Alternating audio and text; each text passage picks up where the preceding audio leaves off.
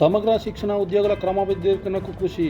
SSA సమ్మెకు సంపూర్ణ మద్దతు ప్రకటించిన పిఆర్టీటీఎస్ సంఘ నాయకులు. ఇతర జిల్లా సమగ్ర శిక్షణ ఉద్యోగులను రెగ్యులరైజ్ చేయాలని కోరుతూ గత 3 రోజుల నుండి స్థానిక ఆర్డీఓ కార్యాలయం ఎదుట నిరవధిక సమ్మె చేపట్టగా గురువారం సమ్మె చేస్తున్న సమగ్ర శిక్షణ ఉద్యోగుల సమ్మెకు సంపూర్ణ మద్దతు ప్రకటించిన పిఆర్టీటీఎస్ జిల్లా అధ్యక్షులు బోయిన్పల్లి ఆనందరావు, జిల్లా ప్రధాన కార్యదర్శి ఆళ్ల అమర్నాథ్ రెడ్డి మద్దతు తెలిపారు.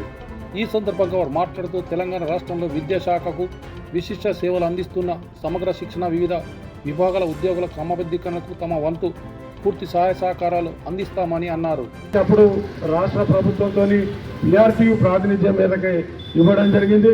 గత పిఆర్సీలో 30% రాష్ట్ర ప్రభుత్వ ఉద్యోగులకు ఇచ్చినప్పుడే మా రాష్ట్ర నాయకత్వం అప్పుడున్న శ్రీపాల్ రెడ్డి గారు, కమలాకర్ రావు గారు మేమిద్దరం కూడా వెళ్ళడం జరిగింది. అప్పుడు ఉన్న ఆర్థిక శాఖ మంత్రి హరీష్ రావు గారి దగ్గరికి వెళ్ళిన సందర్భంలో సార్ వాళ్ళకు కూడా మా కేసీబీ ఉద్యోగులకు కూడా పిఆర్సీ ఇంప్లిమెంట్ చేయాలని మేము కోరడం జరిగింది.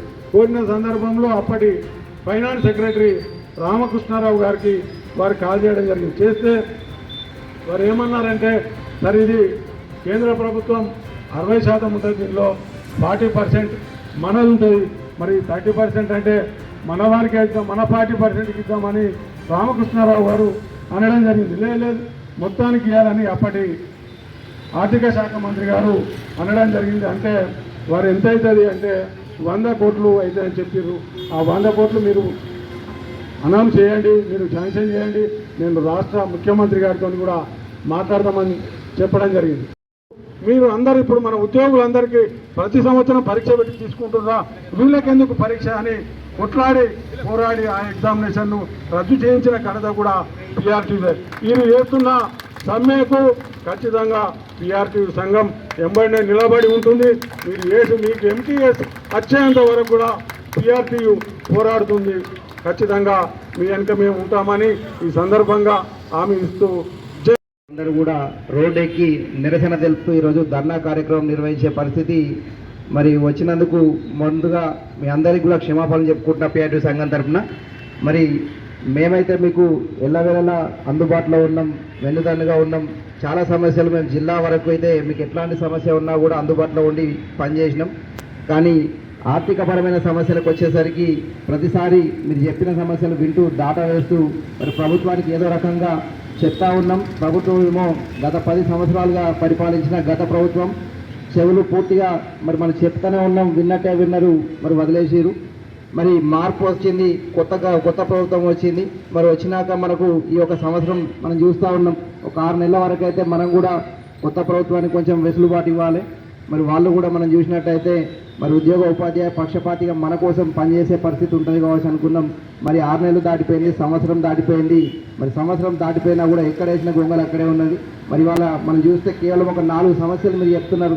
ఫస్ట్ ఉన్నటువంటి ఉద్యోగులందరినీ కూడా రెగ్యులరైజ్ చేయాలనేటువంటి అంశము ఫస్ట్ చెప్పుకోవడం జరిగింది. మరి రెగ్యులరైజ్ చేయలేని పక్షం లోపల కనీసం అయ్యేంత వరకన్నా మినిమం టైం స్కేల్ అనేది ఇవ్వాలి. మరి ఇది చేయకపోతే ఇది హామీ ఇచ్చినటువంటి మన ఇప్పటి ఉన్నటువంటి ముఖ్యమంత్రి ఎవరైతే రేవంత్ రెడ్డి గారు ఉన్నారో మరి మనందరికీ కూడా మీరు చేసిన నిరసన వేదికల లోపల మరి హామీ ఇచ్చారు కాబట్టి కంపల్సరీ చేస్తారు అనుకున్నాం.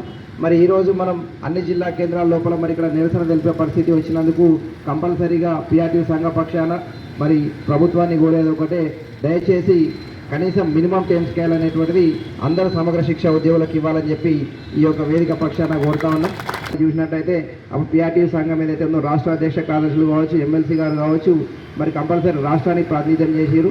ఈరోజు మీకు మళ్ళొకసారి చివరిగా చెప్తున్నది ఏంటంటే ఈరోజు ఏదో నామమాత్రంగా ఒక దండేసుకొని పోయి మీకు నిరసన లోపల కనబడిపోవడం ఇక్కడికి అయిపోయింది, మళ్ళా మీరు ఎప్పుడు శిబిరం మూసేస్తారు అని చెప్పి చూడడం కాదు. మీకు కంపల్సరీ చెప్తున్నాం, మీకు ఈ వారం 10 రోజుల లోపల నాకు తెలిసైతే ప్రభుత్వం వెంటనే రాకపోవచ్చు. ఒకవేళ రాకపోతే మాత్రం కంపల్సరీ మీతో పాటు మేము కూడా రోజు వచ్చి ఇక్కడ కూర్చుంటామని చెప్పి మరొకసారి మేము చెప్తా ఉన్నాం. మరి మేమే కాదు రాష్ట్ర వ్యాప్తంగా మరి రాష్ట్ర అధ్యక్ష కార్యదర్శులు ఇప్పుడు ఎమ్మెల్సీ ఎన్నికలు కూడా ఉన్నాయి, మేము కూడా వారిపైన కంపల్సరీ ఒత్తిడి చేస్తాం. మరి ఇక్కడ మరి అందరూ కూడా ఆకలితో అక్కడ బయట కూర్చుంటూ ఉంటే మనం ఎమ్మెల్సీ ఎన్నికల లోపల మరి పోటీ చేసే పరిస్థితి మనం ఉంటే మరి వాళ్ళ ఓట్లను మనం ఏ రకంగా అడుగుతాం. మరి కంపల్సరీ ప్రభుత్వం ద్వారా మనకు కావాల్సినటువంటి హామీలు నెరవేర్చుకోవాలి.